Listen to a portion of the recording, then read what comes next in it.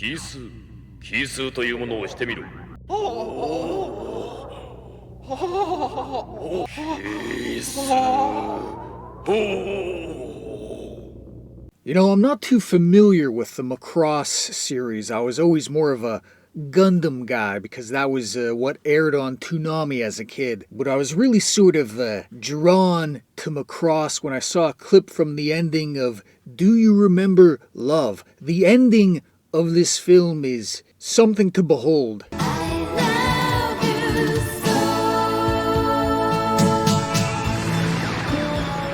It has to be one of those sort of earliest synergies between upbeat pop music and sort of a grim, action-packed spectacle. But not being too familiar with Macross beforehand, Do You Remember Love really sort of throws you into the deep end. The film begins sort of in media res. It sort of throws you in the middle of this battle between forces which, even by the end of the film, I'm still not sure exactly what's going on. There's lots of lore. There's lots of ancient alien lore that I'm not quite sure I got a handle of by the end. Anyway, the film begins as there's an attack on the, I believe it's called the Super Dimension Fortress. The Super Dimension Fortress is sort of this off-world colony where everything seems to be okay. Everybody who's actually living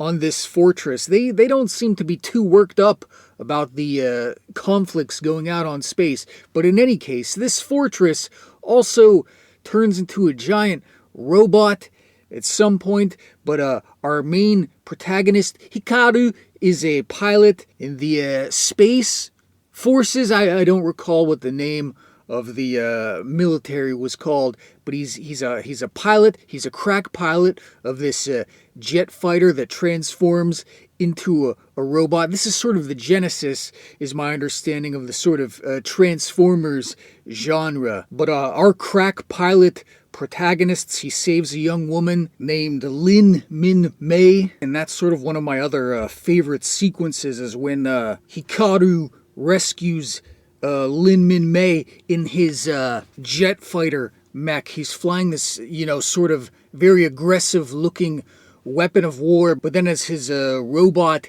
hand reaches out to rescue her, it's very sort of gentle, and it makes for a very sort of interesting visual contrast. Anyway, one thing leads to another, and then Hikaru and Lin Min Mei are stranded on this planet, and they fall in love, and there's a love triangle, etc., etc. You know, giant robots and love triangles seems to be a real sort of trope in Japanese anime. I also rewatched the original Gundam recently, and I if I remember correctly, there was a love triangle in that. Evangelion, of course. Also the fact that Hikaru did not pick Lin Min Mei at the end, ridiculous. I don't even remember the other woman's name. Why would you not pick the effervescent songbird? I mean, I do understand why. The other woman sort of represents maturity and duty, whereas Lin Min Mei sort of represents youth and idealism, which is nice and good, but isn't really sort of... The other things are more important to Hikaru in wartime, especially. In any case, it was this love triangle which sort of drew me in to the film, because again, the film does sort of just throw you in head first, and there's not really a lot to cling to at first. I will try my best to explain my understanding of the backstory of this conflict across the stars. At one point, there was an ancient alien race, and they had advanced to a point kind of like we are right now, where sort of all culture seems to have become irrelevant. And anyway, this ancient alien species, they split into three groups, and the two groups, they're giants, and these giants split off into men and women. There's the men, the male giants, and they're sort of green, deformed freaks, and then there's the woman giants, which seem to be still sort of human looking, but the green giants, who are our initial antagonists, they have a very sort of very funny kind of MGTOW incel view of men and women, where whenever they see human men and women getting together, canoodling, getting along, hugging or kissing, it really makes these alien giants freak out. They get sort of repulsed and frightened by it. ダークダークとは何だ。こうすることさ。奇数というものをしてみる。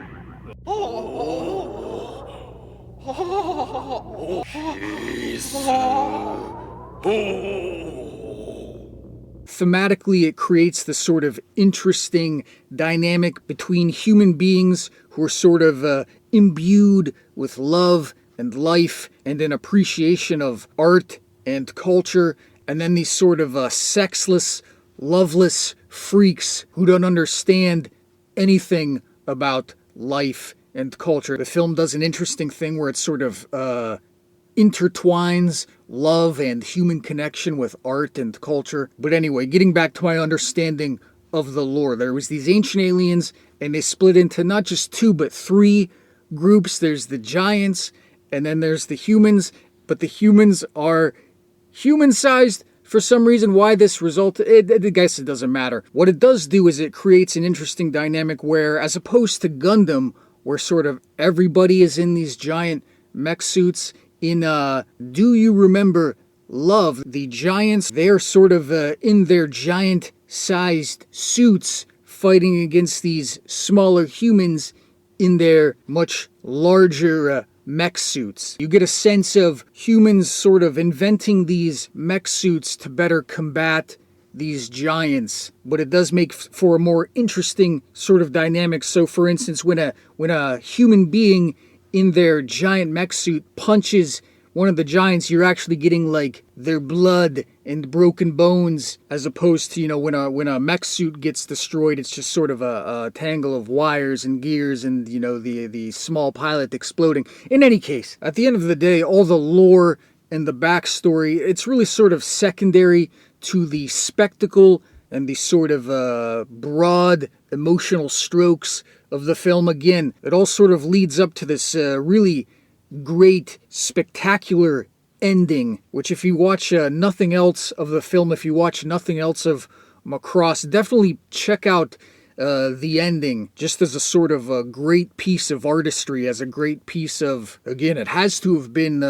pretty influential. Even the end of Evangelion with this sort of tumbling down, I imagine that sort of had its genesis in the ending of Macross, with the sort of melding of like grim pathos and high pop cheerfulness. One thing I can't forget to mention is the beer cans. Apparently the animators were goofing around and decided to draw some of the missiles to look like beer cans. One of them is a Japanese beer called Taco High, which translates to octopus highball, and the other one is a Budweiser. And while they go by quick, I wouldn't say that you can't notice them. The Budweiser one especially, it kind of jumps out at you. There's just a real quick flash of a Budweiser logo. At least on the version that I watched, I thought it was pretty noticeable. Kind of distracting, in my opinion. I don't know. What were these guys thinking? What were they thinking? Anyway, Macross.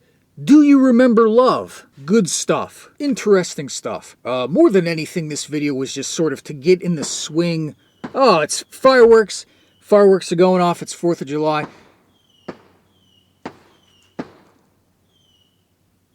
America. That's the sound of America. Still going. It's still going. Yeah. Yeah. Wow. Wow. Yeah. Wowzer. Absolutely incredible. Wow. Wow. Anyway, as I was saying, part of the reasoning behind this video is to just sort of get in the swing, get in the habit of recording stuff again. I took a break to do some home improvement stuff, to just sort of relax. So I'm trying to get back in the habit of that, back in the habit of making videos. But let me know what you think. Subscribe if so inclined. I write books if you like books. I got something to do with books coming up soon. I've got a new thing that I'm going to be putting out, and I think it's going to be good, so be on the lookout for that. Okay, goodbye.